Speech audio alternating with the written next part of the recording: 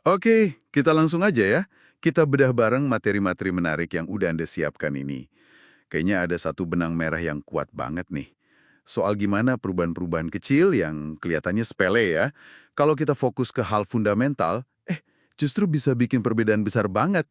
Sumber-sumber ini nunjukin kalau sukses itu seringnya bukan soal lompatan gede sesekali, tapi lebih ke buah dari kebiasaan kecil yang konsisten tiap hari. Bahkan ada cerita inspiratif dari salah satu penulisnya ya, yang bisa bangkit dari cedera parah pakai prinsip ini. Betul sekali. Titik krusialnya itu ada di kekuatan peningkatan yang ya bertahap. Konsep perbaikan 1% itu loh. Mungkin kedengarannya nggak signifikan ya, 1% doang gitu. Tapi justru di situ kekuatannya. Efek bola salju atau kalau istilahnya compounding. Jadi keuntungan kecil itu menggulung terus jadi besar seiring waktu. Mirip bunga majemuk kalau diinvestasi. Tapi ini bisa berlaku di banyak hal. Ada contoh bagus tuh di salah satu artikel Anda soal tim balap sepeda Inggris. Oh ya, yang itu ya. Yang mereka perbaiki hal-hal kecil banget. Iya, persis. Mereka nggak cari satu solusi ajaib, tapi benar-benar membedah semua aspek.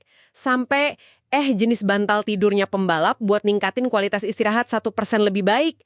Hasilnya, wah itu merevolusi performa mereka. Kecil-kecil tapi ngumpul jadi besar. Efek bola salju ini emang konsep yang kuat ya. Jadi 1% lebih baik tiap hari, mungkin nggak kerasa bedanya besok atau lusa gitu kan. Tapi kalau dilihat jangka panjang, wah lintasannya bisa beda banget. Sebaliknya juga gitu ya. Penurunan 1% tiap hari, pelan-pelan, tapi pasti bisa bahaya juga tanpa kita sadar. Bener, makanya penting buat sadar arahnya kemana. Kayak contoh kontras yang Anda highlight di catatan Anda itu, ada orang kaya tapi pengeluarannya dikit lebih besar dari pendapatan. Nggak kerasa, tahu-tahu udah di jalur bangkrut aja. Sementara itu, orang yang penghasilannya biasa aja, tapi, konsisten nabung dikit-dikit, pelan-pelan malah bangun pondasi buat bebas finansial. Iya, iya. Dan ini nggak cuma soal uang ya, tapi bisa juga ke pengetahuan. Kayak kata Warren Buffett itu kan, pengetahuan nambahnya kayak bunga majemuk, atau bahkan hubungan kita. Nah, yang sering bikin orang nyerah di tengah jalan, dan ini juga ditekankan di riset yang Anda sertakan, itu fenomena yang namanya lembah kekecewaan atau a plateau of latent potential. Jadi kita udah usaha keras nih, udah mulai kebiasaan baru, tapi kok hasilnya kayaknya gitu-gitu aja, nggak kelihatan progresnya. Oh, itu fase yang bikin frustrasi ya. Pengen berhenti gitu rasanya. Banget. Di sini momen kritisnya. Ada analogi bagus dari salah satu sumber soal manasin es batu. Dari suhu 25 ke 31 derajat Celcius, itu kan nggak ada perubahan wujud ya. Esnya tetap padat. Padahal energi terus ditambahin, rasanya kayak sia-sia. Tapi sebenarnya energi itu nggak hilang, dia tersimpan. Perubahan drastisnya, esnya mencair, baru kelihatan pas lewatin titik kritis, 32 derajat. Oke oke.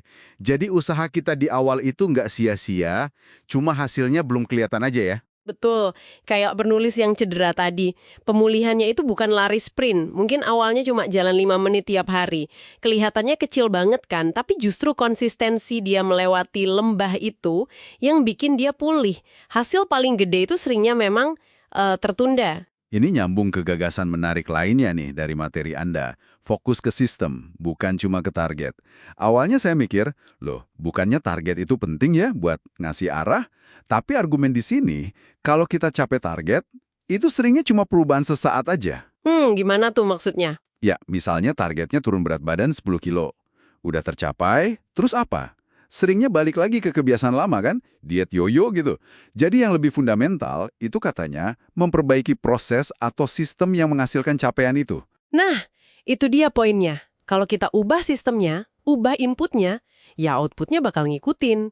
Ini nyambung banget sama perubahan di level identitas. Menurut salah satu artikel Anda, ini bentuk perubahan yang paling awet. Lebih kuat kalau kita bangun kebiasaan dengan bilang, saya adalah tipe orang yang, daripada cuma ngejar hasil. Oh, jadi fokusnya ke siapa kita ingin menjadi gitu ya? Iya, contohnya bagus tuh, soal orang yang mau berhenti gigit kuku. Daripada cuma nahan diri nggak gigit kuku, itu kan fokus hasil ya. Dia malah mulai rutin manicure. Ini bukan cuma bikin kuku rapi, tapi dia lagi bangun identitas baru. Saya ini orang yang merawat diri, termasuk kuku saya. Nah, identitas baru ini yang ngunci perilakunya. Menarik, menarik. Terus Gimana cara praktisnya nih biar kebiasaan baru ini beneran nempel? Apalagi pas lagi di lembah kekecewaan tadi. Kayaknya ada satu kunci penting dari catatan Anda, yaitu bikin kebiasaannya jadi gampang banget buat dimulai. Iya, aturan 2 menit ya. Betul. Jadi pas mulai kebiasaan baru, lakukan versi mininya, yang cuma butuh kurang dari 2 menit. Misalnya, mau baca buku tiap malam, mulainya cukup baca 1 halaman.